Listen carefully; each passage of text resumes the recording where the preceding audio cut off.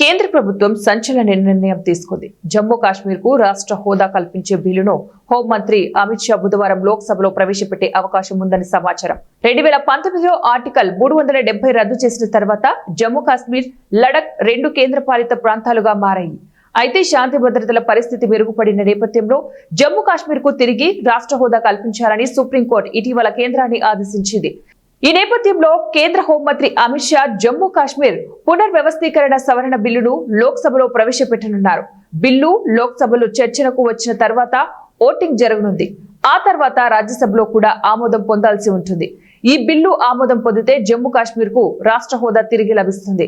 2019లో article 370 రద్దు తర్వాత జమ్మూ కాశ్మీర్ లో నెలకొన్న పరిస్థితులపై కేంద్రం తరచుగా సమీక్షలు నిర్వహిస్తోంది.